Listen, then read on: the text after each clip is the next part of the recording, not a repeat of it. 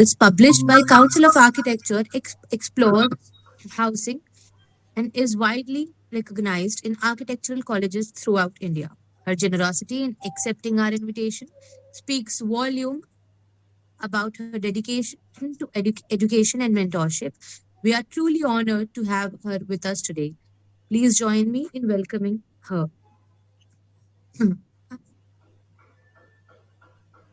Ma'am, I would like for you to begin. Today, we have with us students of first year to fourth year.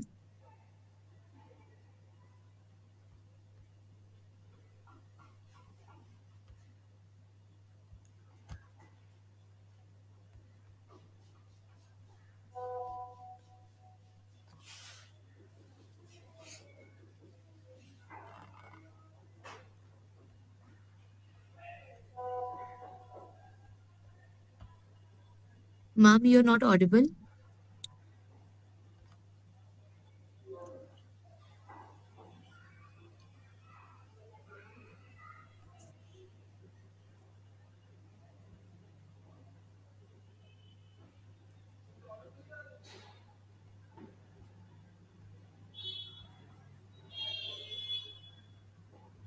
Ma'am, you're still not audible to us.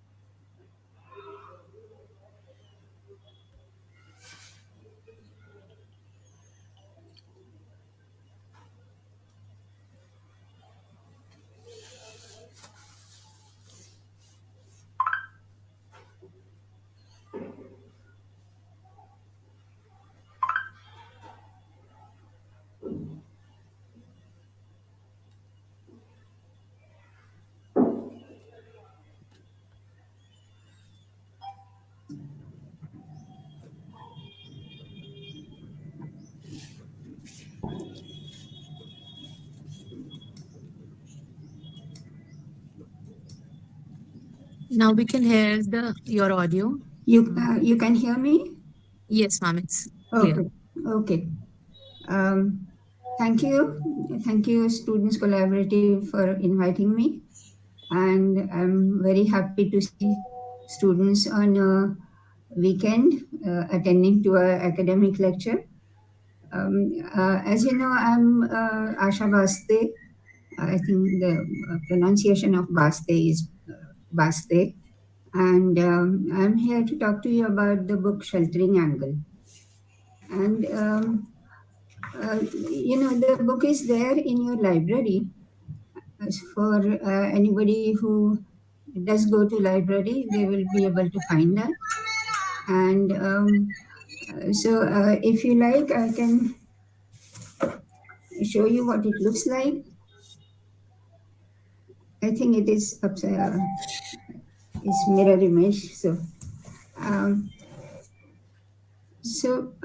what I want to tell you about is that the book is about sloping roofs, which are required in high rainfall areas in India.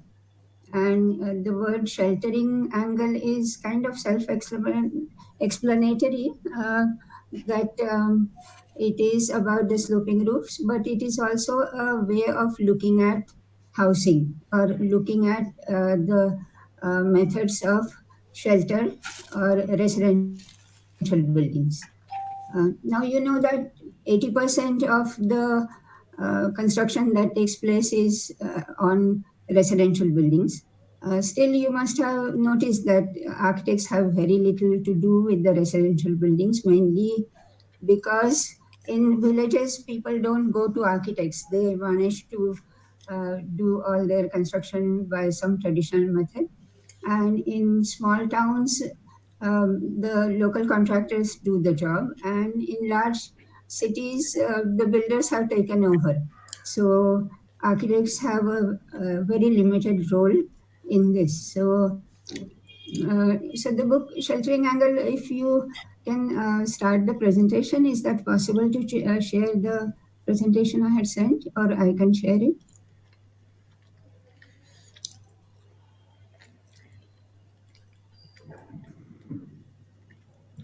Ma'am, you can share the presentation from your end. Okay.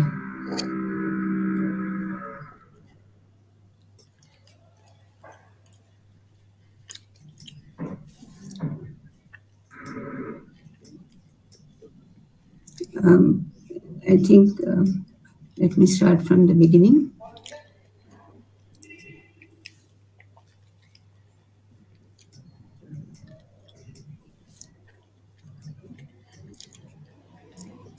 So, as you, I'm trying to get to the front page of that. 1 minute.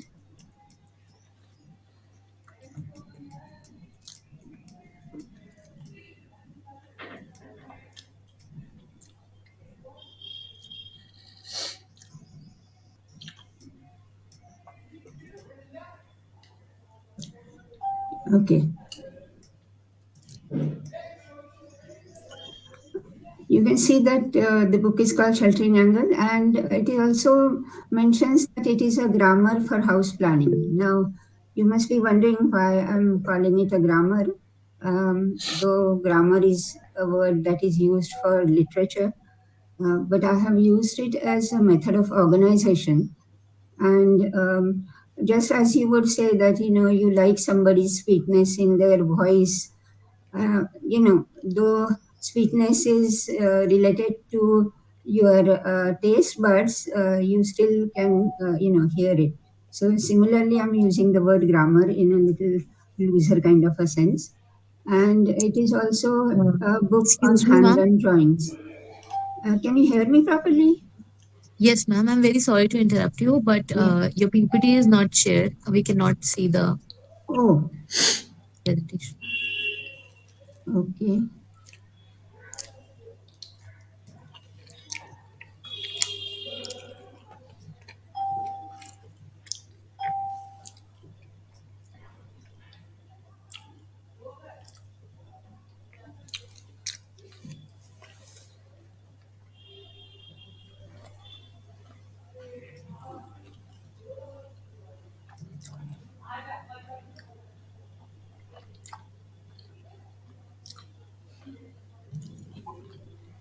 Now can you see it? No, ma'am. It's not yet visible. Hmm. I had sent a copy to Zakir. Is it possible for him to share? Yeah, I'll ask him. Okay, ma'am, I will share. Wait one second. Yeah.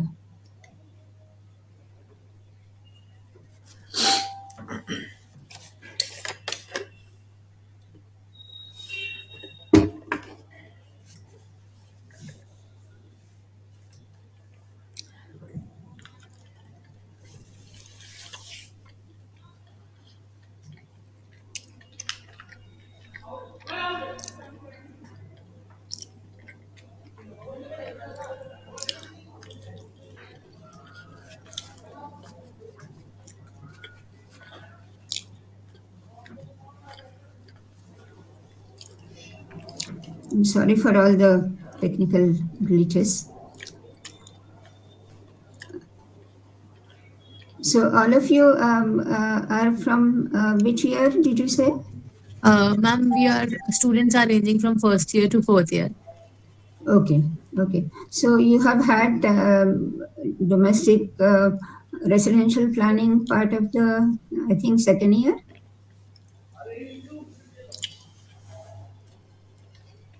Yeah, now you can see the screen.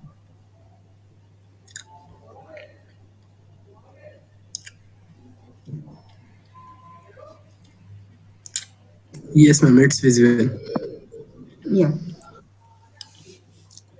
So, this is the front cover, front and back cover of the book. And as I was saying that we are talking about grammar of house planning as well as with, I'm talking about hand-drawn architectural drawings.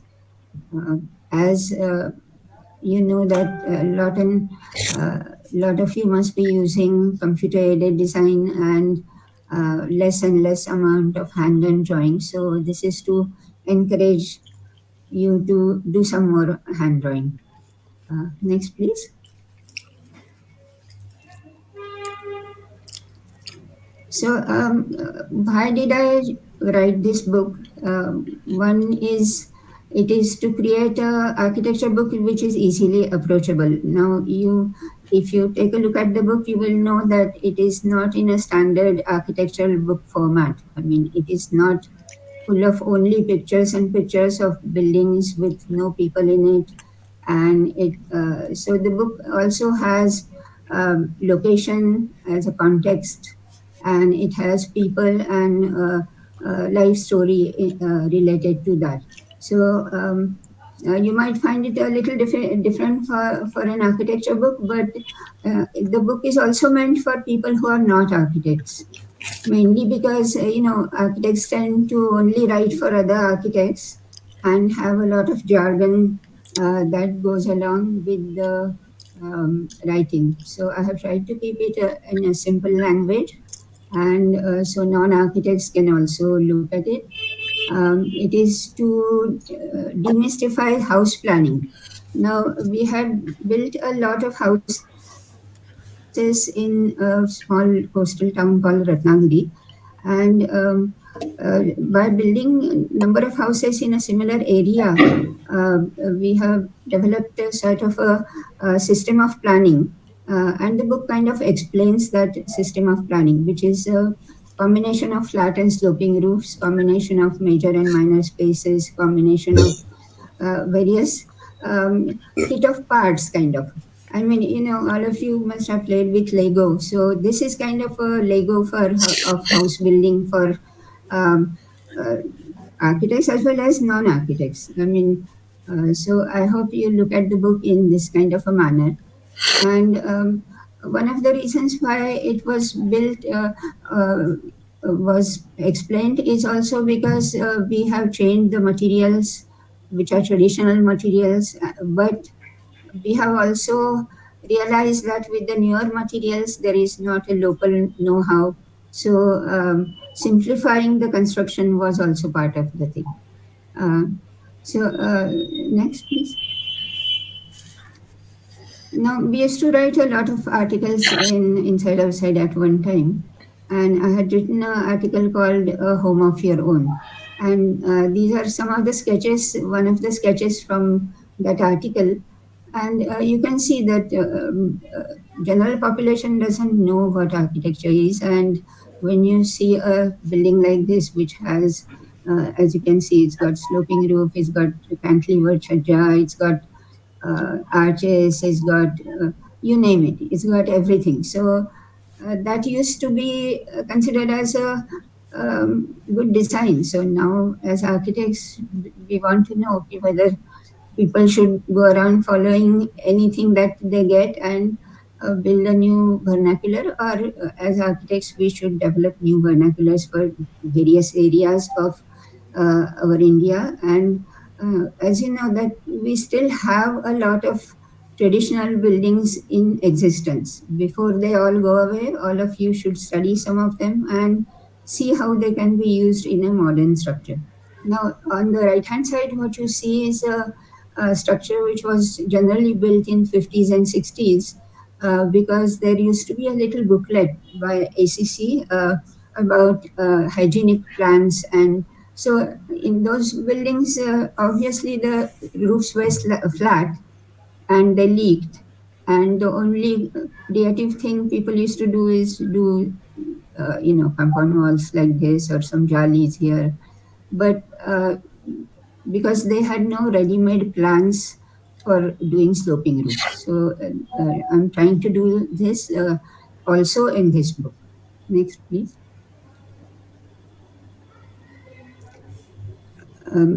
This is the view of Bhatia Khadi in Ratnagiri.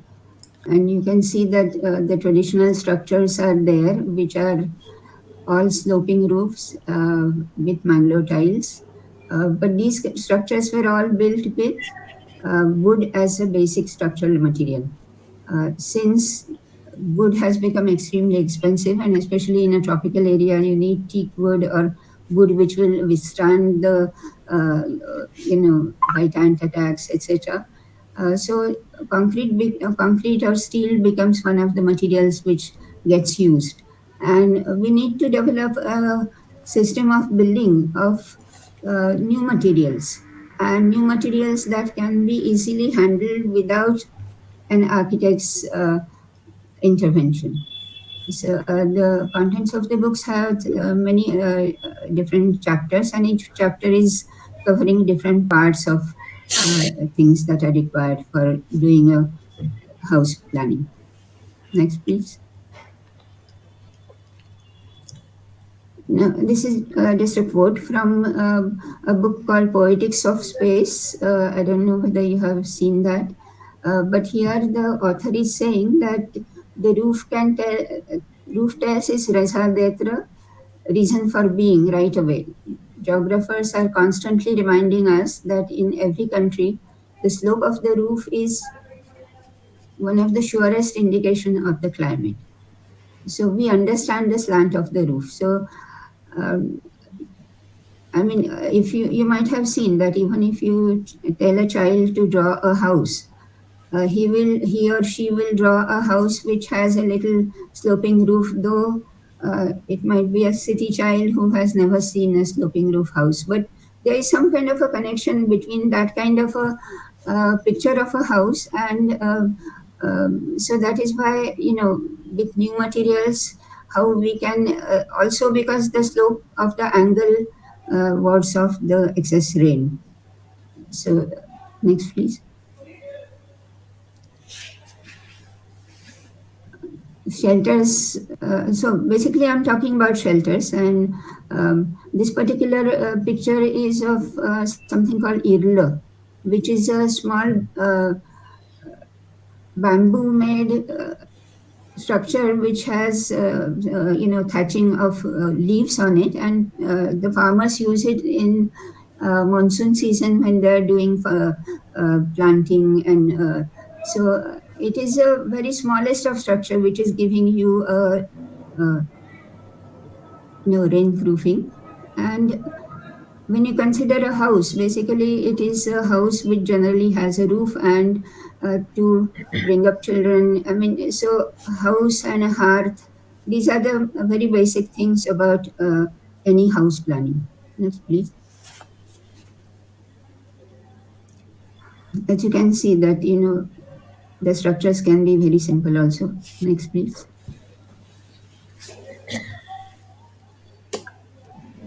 Now, what I'm asking is that should shelters be built without context? What you saw of that concrete house with a flat roof was obviously a house which was designed uh, by somebody who thinks that it can be planted anywhere, and it should blend in as if it is local. That doesn't happen. Generally, a context is built up over many centuries, maybe, and also has generally the vernacular languages which are there in many parts are really related to the climate and the local methods of construction and materials available. So this is to show that how anything that you build should have context, and it should blend in with the context, not try to sort of scream out saying that I'm different, and which a lot of architects, because we are taught in school to college to build iconic buildings. So residential structures is not the place for doing iconic buildings. That's what is my opinion. Because it is not really required, in my opinion. Next, please. Next, please. Now, the whole word grammar. In the book, I have covered many aspects of the grammar. Just imagine that building, successful building is like a article or some piece of literature, in which case there are words and there are methods of joining the words together to make sense. In this particular case, I'm talking about the method of organization as golden proportions. I'm sure by now everybody must have heard about golden proportions.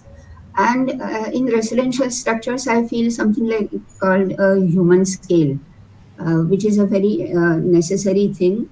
Um, uh, you know, earlier I showed you some very small structures and which were of human scale, or any gharat or nest is always of a size which is just enough for the chicks to spend a few at the most a month or so in it, and not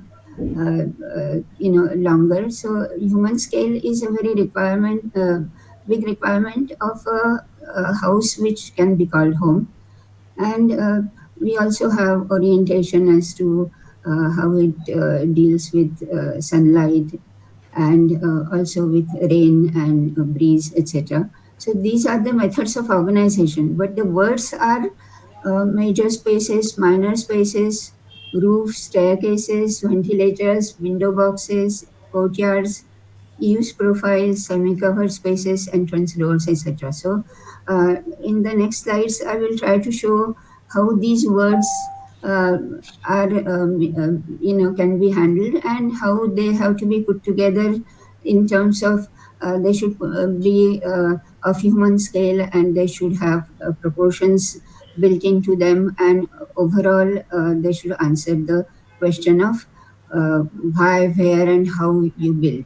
So generally, in colleges, I think you learn about why and where, because that is the part of the program that is given to you, and you learn about how to build. But I'm trying to show you how in this next slides is that how is would be the treating each one of these, and deciding how to connect them to each other. Next, please. Now, in this particular behind, okay. So this is a page from the book. Next, please. On this page, you might have seen that there is a grid behind. It's a grid, what we have called as a tartan grid, in which case we have taken 200 as a width of wall, and there is a 1200 is the smaller parts of this grid, and there are either 3 meters, 4 meters, 5 meters, which are the major spaces. So in this, all the yellow portions are the 1200 wide minor spaces, and in this particular case, I think all these yellow ones are uh, minor spaces, major ones are the other colors. Uh, you can take red as the living room, green as kitchen, and blue as bedrooms. But I mean, uh, that is just to show how to organize major and minor spaces. So if you draw out a tartan grid is a grid which has variable sizes of the things. It is not like a. It would be A, B, B, C, A. So you in both the directions. So you can either connect them in a linear format like this, or you can connect them around the courtyard, or you can connect them around a major space, or you can have clusters connecting to each other. So this is, or you can have them so that they are revolving around a central space.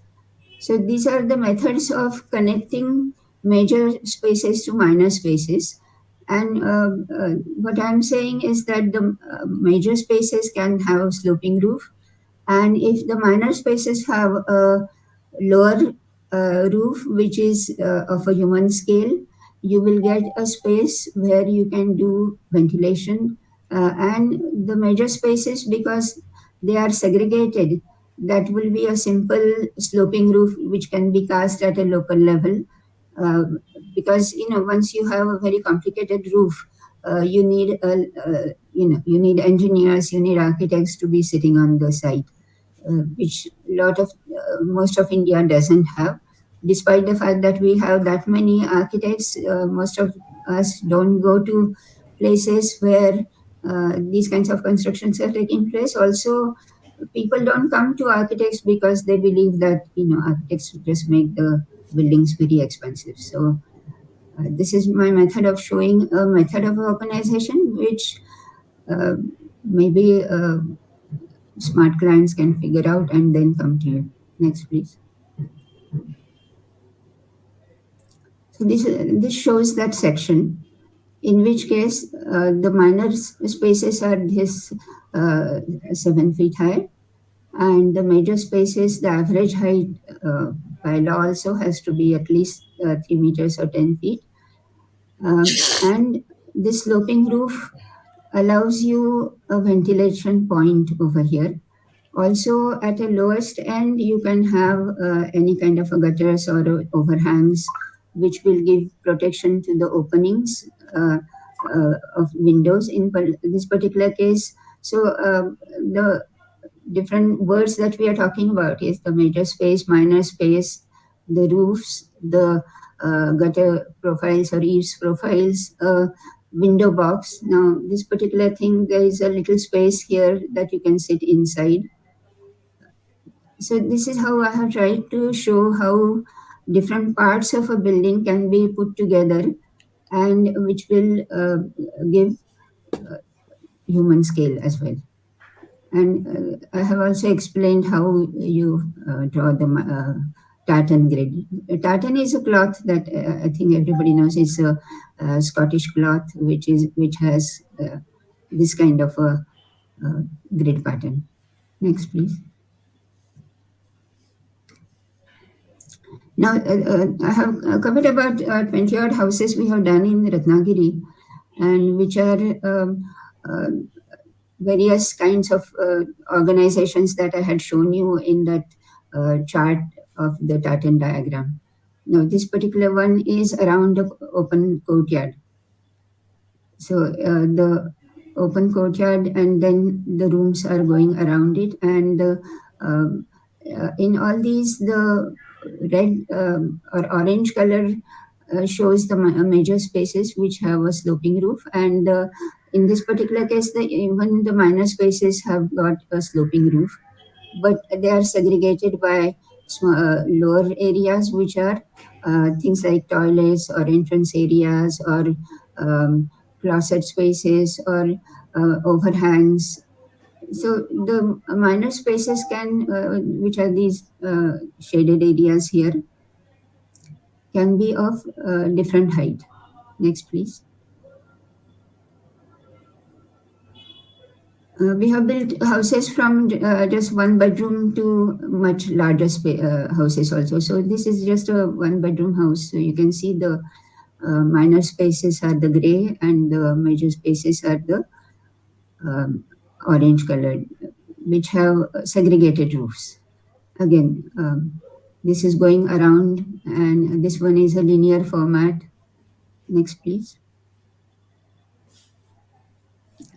Again, much larger areas and dealing with slopes. You can create number of courtyards and number of organizations which connect to each other. Next, please.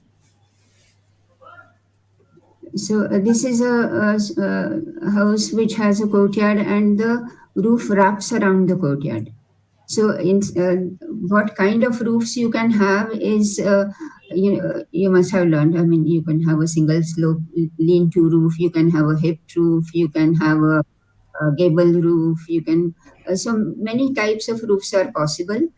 In this particular case, you can see the ventilators at a higher level. So the difference between the minor spaces which had a sloping roof and a major space which had roof still has a ventilated roof. So ventilation at the upper level of a roof, you must have learned in climatology that the roof is the portion which collects the major amount of heat, and the heat being always is nearer the roof because of hot air rises, and the best place to take the hot air out and let other air come in is to take it out just below the roof. So this is the method by which near the ventilators the hot air is taken out. Next, please. Again, series of ventilators separating the roofs.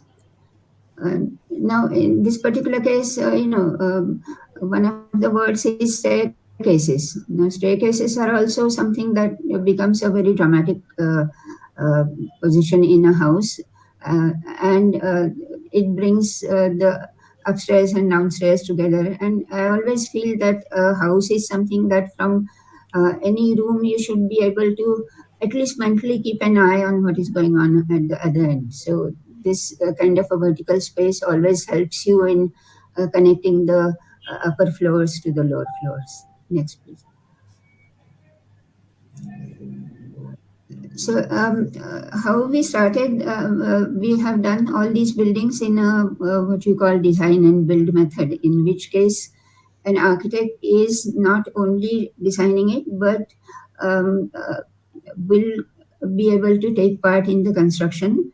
Though I know a lot of regulations forbid that, but in this particular case, what we used to do is that do this in a professional manner, so that the client is in direct control of spending for all the materials, and we charge additionally for doing managing the construction. So this way, even the smallest construction that you will do, you will get architectural fees and construction fees, and you will have a much better control on the whole building. So how we started design and build was when we built 50 houses in a village called Haji Asar, which was ravaged by floods in 79 near Morbi. And obviously, there were no contractors who were willing to come there, or the contractors which were there had too much work. So we had no choice but to collect whoever we could find, and we constructed these 50 houses. And the beginning of design and build was from that time onwards. Next, please. These are some of the competitions that we had entered, and um, low cost housing in Manila. So Manila also has similar climate, as well as they have different traditions by which they keep the and how. So this particular competition, we have shown how to collect through roof rainwater, and how to create tanks below ground, because Manila has uh, a problem with foundations, because it is a marshy area, a lot of it. So the tanks were treated like a floating foundation on that. Next, please. Now, I mean, as I said, that book is also about hand done drawings, and this is my husband who used to sit and meticulously do most of the drawings by hand, all the drawings by hand, actually. So, my son was asked by his friend that does your father do CAD? So he said no, he works with MAD, which is manually aided design. Next, please. I'm sure your generation has seen all these but not used them as much, but soon they may be extinct. Next, please. So this is to, tell you, even Michelangelo thought that let whoever may have attained to so much as to have the power of drawing know that he holds a great treasure. Next, please. The book has three of the houses entire working drawings and design drawings enclosed, folded inside that. So this is that house that I had shown you for the roof going around, and there are fold out blueprints part of the building, part of the book. Next, please. These are all hand done drawings. Next, please.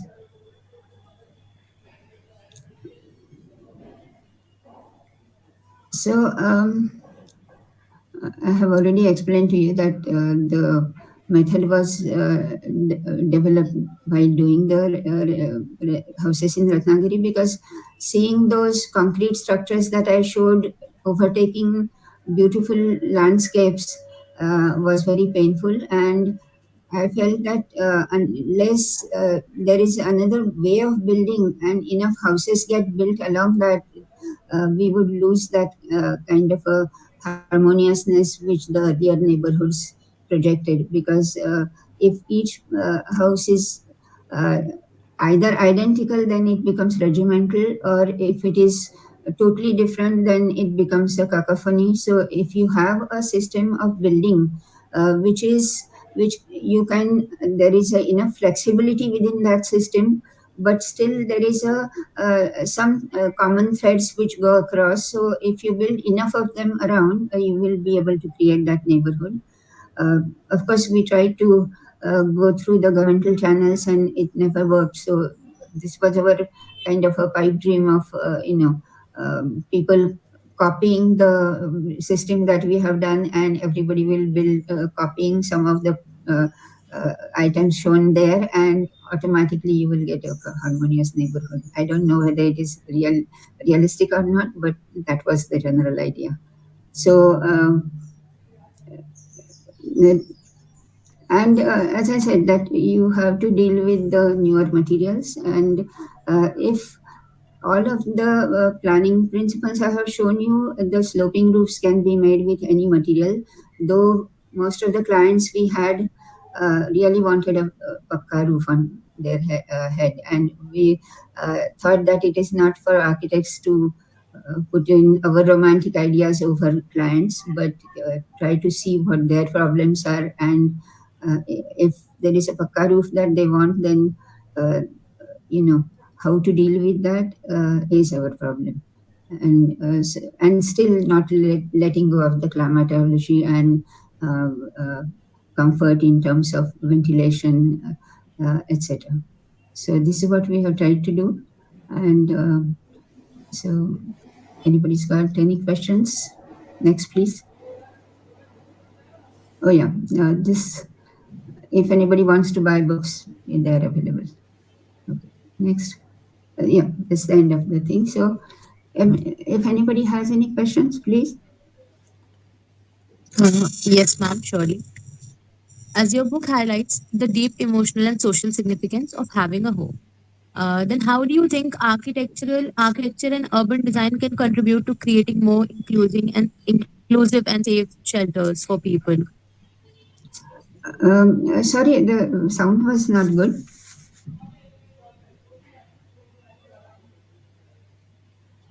In terms of urban Ma'am, your design, book highlights the yeah, deep emotional and social significance of having a home, as we yeah, have seen. yeah. How do you think architecture and urban design can contribute to creating more inclusive and safe shelters for people? So, as part of the book, what we have also tried to do is that we have done kind of a rural housing which deals with the idea of farm and house. So, in terms of urban design, what happens is that just now, as you can see, that there is a disparity of income, and with the population explosion, there is a need for housing and need for a lot of smaller houses, which why Jhopalpatti exists in most of our towns is because we have put in requirements of urban design which are unrealistic for our climate. So I have shown a lot of solutions to that. That even there was a HUDCO competition in which you had very small structures, but what you need to do is that you have to make sure that there is infrastructure, and there is uh, some amount of visual control, but let people build with whatever means, very small means they have, and still maintain a working neighborhood. So in terms of urban design, what I have tried to do is that we still believed in low rise high density housing. So high density housing becomes necessary in urban centers because of lack of land. But most of the people who have migrated from villages uh, need that contact with the ground. and that is why a lot of them, even if you have given them a slum redevelopment house on seventh or eighth floor, they rent that and find themselves a plot and build a little hut on it, because that is under their control. So we still, in terms of urban housing, we can still work with low rise, high density housing. That is one of the solutions for urban planning to me. I don't know whether this explains you. Yes, ma'am, it cleared my doubt too. Ma'am, I had another question. Your book captures intricate design details, much like architects do. Like in today's collaborative project, there are multiple stakeholders. How can architects balance creative control while working with others? You see, I have to make clear that this book is actually about residential. So it is shelter which is basically residential. And as I said, in the urban setting, the residential actually becomes a question of what is the maximum amount you can build within a given area. So that is a different kind of a ball game. And here I'm kind of sticking to a scale which is, as I said, still there is enough of India which still requires a smaller structure, which is a self-contained structure. And even if there are many of these smaller structures, how to attach them to each other in the maximum, so that you have the shared walls, almost three sides shared walls.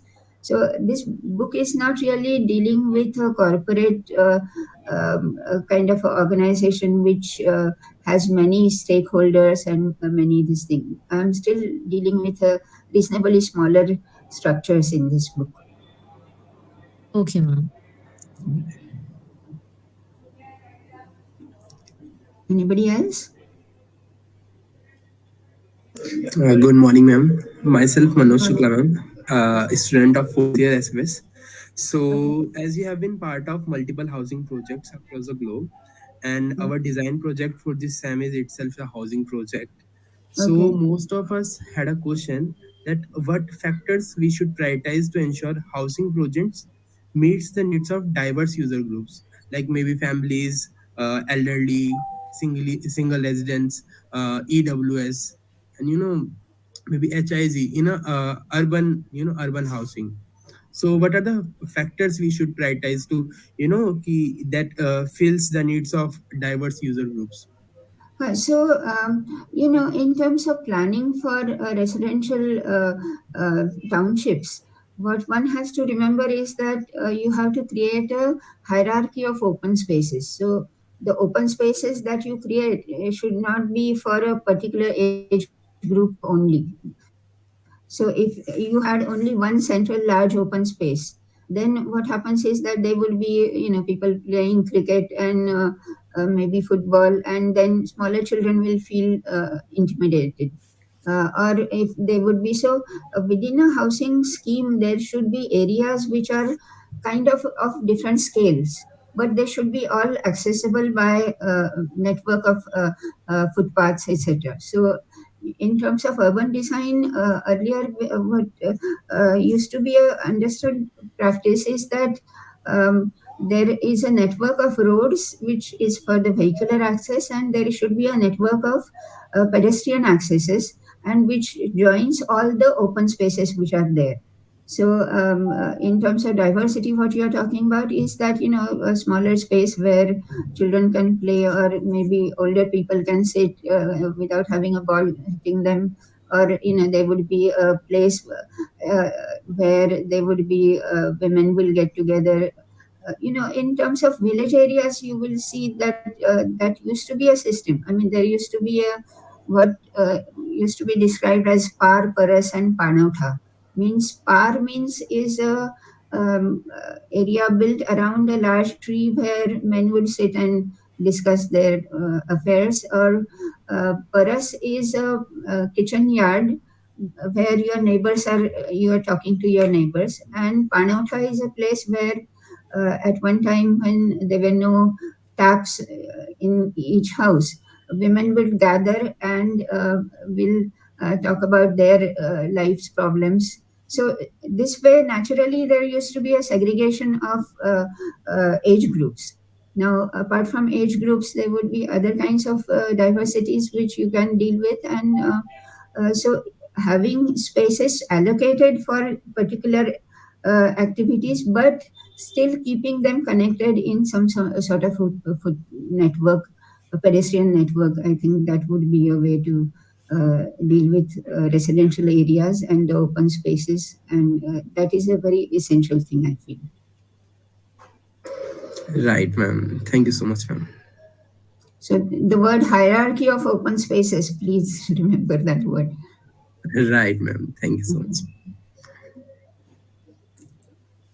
Mhm. Yes.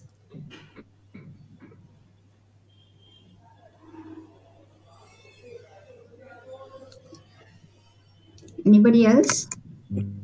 In the book, you have designed windows and many minute details. Yeah. And the same we have seen in works of many legendary architects like Le Corbusier. And also in today times, architects should go in in that detail, or is the work of interior designers. And also, we have the same is not taught in our school to design in that detail.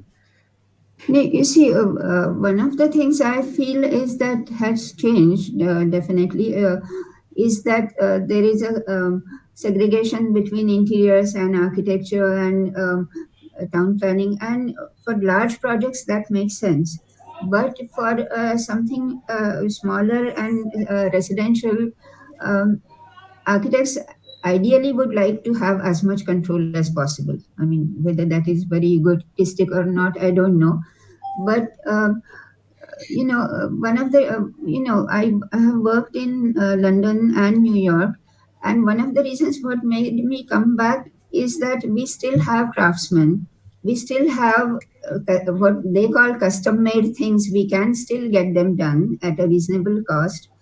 um, Abroad, what has happened is that because heavy industrialization of all materials and products, it becomes like an architect's job is just opening a whole bunch of Barbican index catalogs or now on the net, and just assembling of ready-made parts. And I feel that you're taking away a little bit of creativity by uh, being only an assembler of ready-made parts. And why we did design and build, apart from the fact that we had control over it, we also did design and build because we learned a lot from the craftsmen. Now in the college you are taught joinery details and you're taught this detail, that details, but unless you actually sit with a craftsman and see him working, you cannot come up with innovative designs. So, this design and build method, what it does is that it gives you a lot closer dialogue with the craftsman, and who has a lot to teach you. I mean, you know very well that if you had to build a wooden window today, you wouldn't know how to start. And so, uh, a design and build method I would recommend for anybody who's starting out. And it will teach you a lot also. Does that answer anything? Yes, ma'am. Ma'am, as we have seen that in the houses at Ratnagiri, we observed that there were both flat roofs and sloping roofs. So my question is that can we use sloping roofs in Delhi, not for rain protection, but for better ventilation and passive cooling? Yeah, so what this is showing you is that as long as you can keep the roofs ventilated, whether they are flat or sloping, you will be able to use that. I know it's a dry climate, and still I'm sure there are enough rains because of global warming, and high rainfall area has changed. I mean, the amount of rain that you get in many places is a lot more than it used to be. I mean, I live in Pune now, And in my childhood, I remember it used to have 20 inches of rain per year. Now it rains just like it would in Bombay. So, sloping roof, if it is feasible in a smaller residential area, you can use. Thank you so much, ma'am. That answers my question. Okay.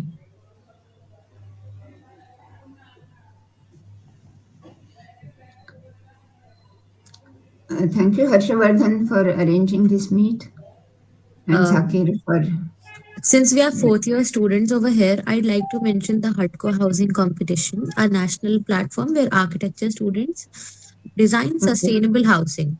So, Okay. since we just saw that sheltering angle also focuses on housing, it's a reminder that architecture isn't just about buildings; it's about the life shaped within them.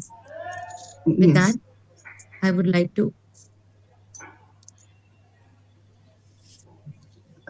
Yes, I mean, that is the basic idea. yes, ma'am. With that, I'd like to thank you very much for this enriching and an insightful session. It was a delight hearing about your experiences and journey behind Sheltering Angle, and it was very inspiring. And on the basis of the student collaborative and everyone present here, I would like to extend a heartfelt gratitude to you for taking your time to share your wisdom with us. And with such Thank ease, you. you accepted our invitation. It was truly humbling for us. We are very grateful. Thank you, ma'am. Thank you, actually, for arranging this. With that, we would conclude today's event. Thank you once Okay. again. All right.